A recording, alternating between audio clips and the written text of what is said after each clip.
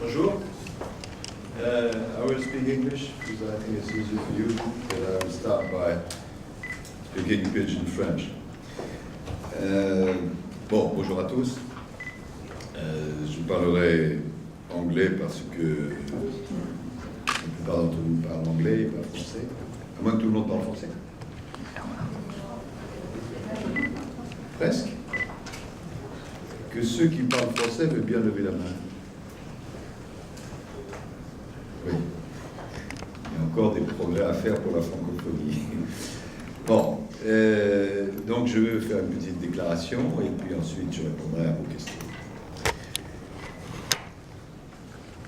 D'abord en quelques mots en français.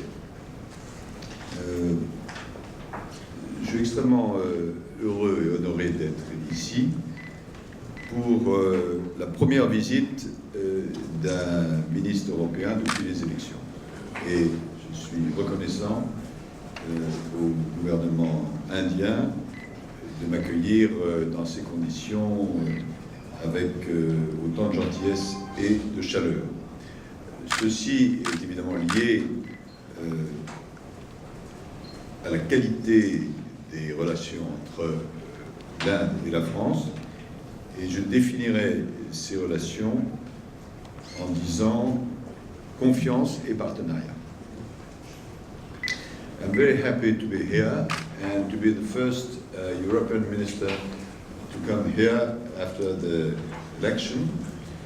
I would like to thank very warmly the Indian government for his very warm welcome, and it bears testimony to the quality of the relationship between India and France, and I think we can summarize this relationship by two words, trust and partnership. Just had fruitful consultation with the Minister of External Affairs. In a few minutes, I will go to the Ministry of Finance and Defense for consultations with Mr. Jaitley, and I will be received by Prime Minister Modi tomorrow. And meanwhile, I will have a series of contacts both with business community and with academic community, and I will also be given the opportunity to meet with the Secretary of State in charge of environment. I will convey to Prime Minister Modi an invitation on behalf of French President Mr. Hollande for an official visit as early as possible, and possibly in September, when, if Prime Minister Modi goes to New York for the General Assembly of UN, or on his way back. This morning, I assured my counterpart, the Minister of Foreign Affairs, of the deep friendship of the French people for the Indian people. Both our countries are proud of our sovereignty, and both of us are committed to the same democratic values. And I would like to reaffirm the confidence and mutual respect between our two countries. France has high ambition for this partnership. My contacts today confirm that this ambition is shared by the new Indian government.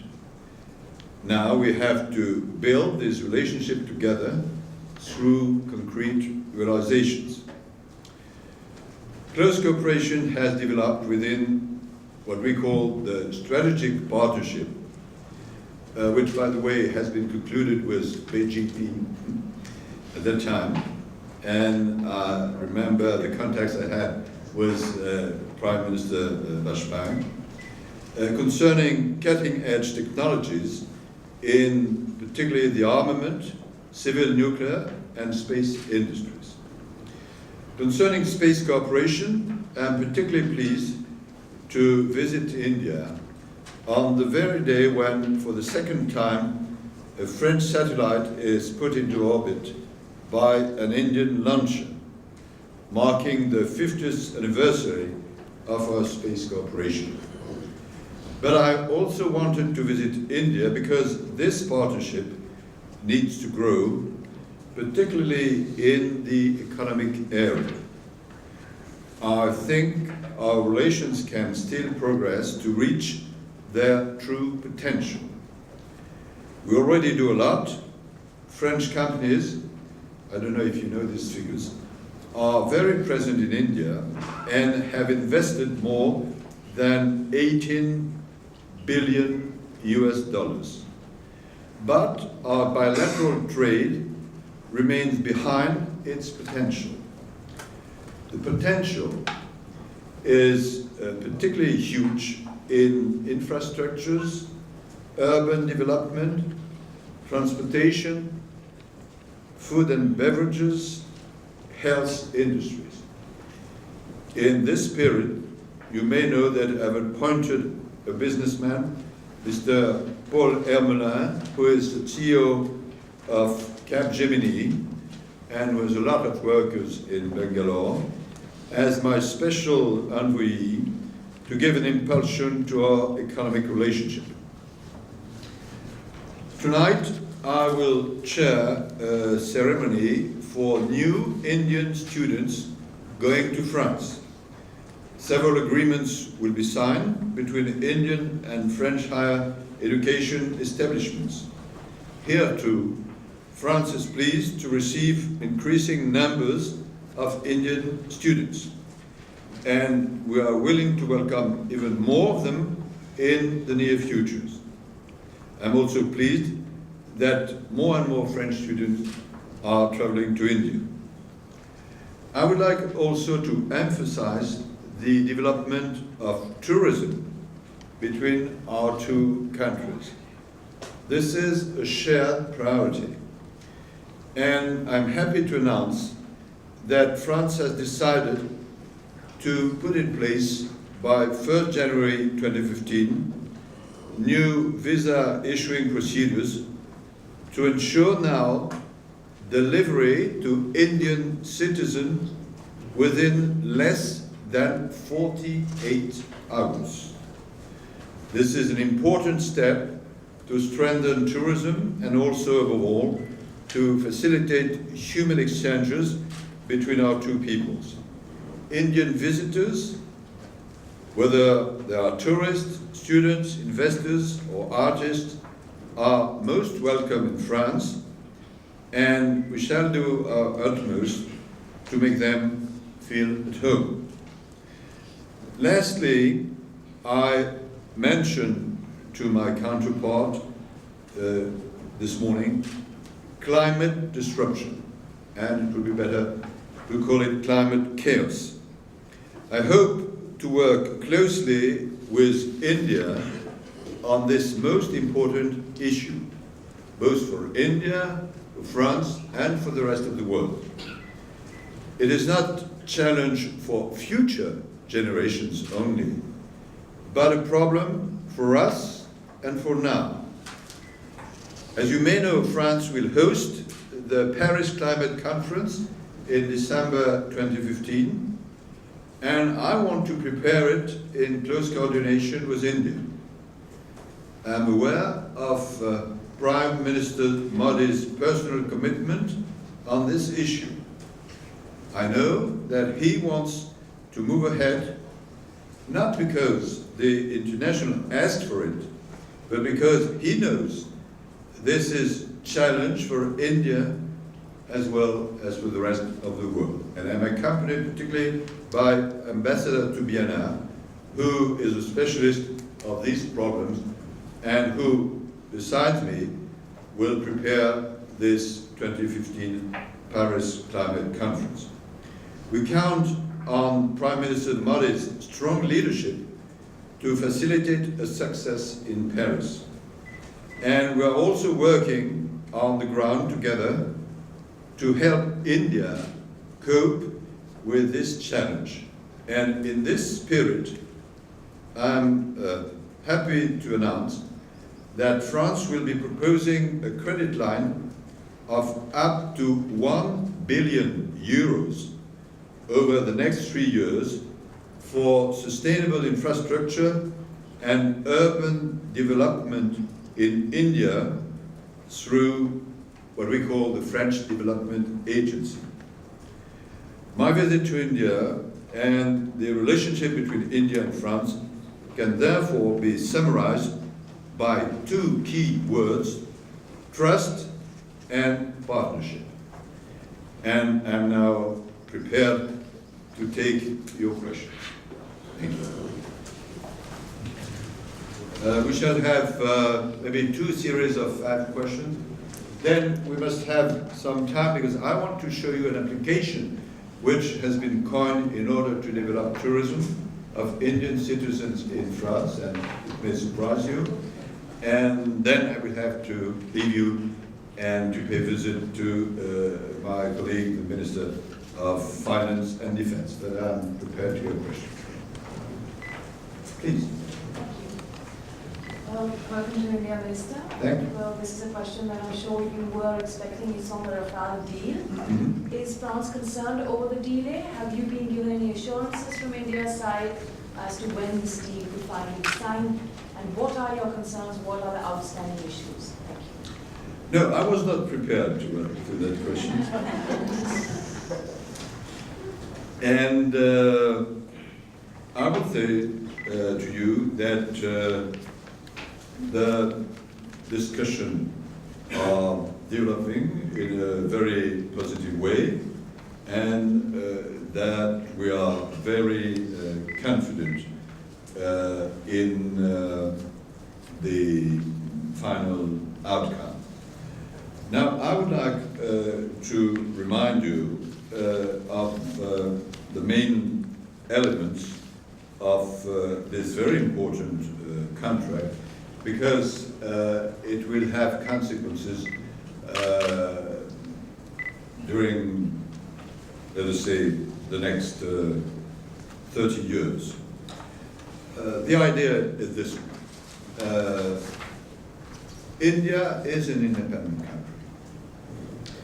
India wants to have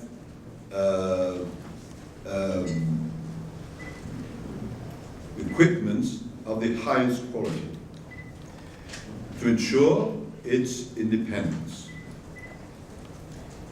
And India wants, and we share this wish, to have the best technology, a complete independence, continuity, openness, and to be sure that the transfer of technology is ensured and that it could develop on the soil of India a real industry.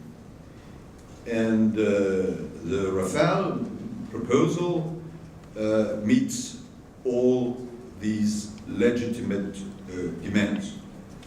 The Rafale is the best that can be conceived from a technical viewpoint. There has been a competition, and Rafale has been selected. Now there are some details which have to be coined, and that's normal for a question of this importance. But we are pretty confident in swift development of the Rafale, and it will be very important because stemming from this contract, we can develop a large partnership in the domain of defense. Because apart from the Rafale, we have perspective in the domain of missiles, in the domain of submarines, in the domain of helicopters, and it will make it possible to have really a complete partnership between Indian industry and French industry. Maybe some questions about Rafale, and then we shall go to another subject. If it suits you. Please. You have met the External Affairs Minister today. Have you received any assurance from her regarding the early conclusion of the Rafale deal? I tell you that I'm pretty optimistic. Things are developing smoothly. I will have the opportunity to discuss that, obviously, with the Minister in charge of Defense and probably with the Prime Minister, but I'm pretty optimistic, yes. Other subjects? Monsieur? Ah? Shall I give you a big... Oh, Madame. Minister, I'm so asking from the Hindu. I want to ask you if you and the Minister had discussed the situation in Iraq at present, and particularly given your conversation with the Indian leadership in the past year, are you at all worried that the same groups that France and other Western countries have been supporting inside Syria are now in fact groups that have been strengthened to take over cities in Iraq? I will answer the question, but before answering, there is probably a slight or big misunderstanding in your question. The groups which are attacking Iraq are precisely the groups we are fighting in Syria, not the groups we are supporting. Okay, now, and we must avoid any confusion. And it is true that the situation is rather confusing in Iraq. Therefore, let me elaborate on that. Well, the situation in Iraq is very, very, very worrying. Why? Because it is probably the first time that a terrorist group, and a ferocious terrorist group, ISIL, is in a position, if there is no reaction, to take over a whole country and a rich country with enormous consequences throughout the region and throughout the world. No doubt, ISIL is a terrorist group and probably one of the most ferocious. You may remember that one of the reasons why they separate from Al-Qaeda, it's because they were considering that Al-Qaeda was not ferocious enough. And their idea is to establish what they call a caliphate, not only in Iraq, but in Iraq, in Syria, in Jordan, in Israel, in the Palestinian territories, in the southern part of Turkey. That's their idea. And it is true to say that when they have attacked, they have been able to gain a lot of ground very quickly. And the Iraqi army, unfortunately, was not able to resist. This is the reason why, from many parts around the world, there have been a strong reaction because different countries and nearly everybody in the international community had the feeling that if ISIL is successful, not only Iraq will divide into many parts and it will burst into different parties, but also it will have terrible consequences on the surrounding countries, on the region, in Europe, and probably because of the resources they will gain on the peace everywhere. And therefore, we have tried, all of us, to help changing the situation. There has been 2 meetings of the Security Council in UN. There has been a condemnation by different countries, particularly India and France and other countries. And there is now a discussion, which is held by the Iraqi themselves, how to unite the country. Because if you want to react, you have to have a united government. It's not easy because of home reason that I will not comment. And therefore, our hope is that there could be a united government, a united reaction by Iraqi themselves, and I'm sure that this perspective will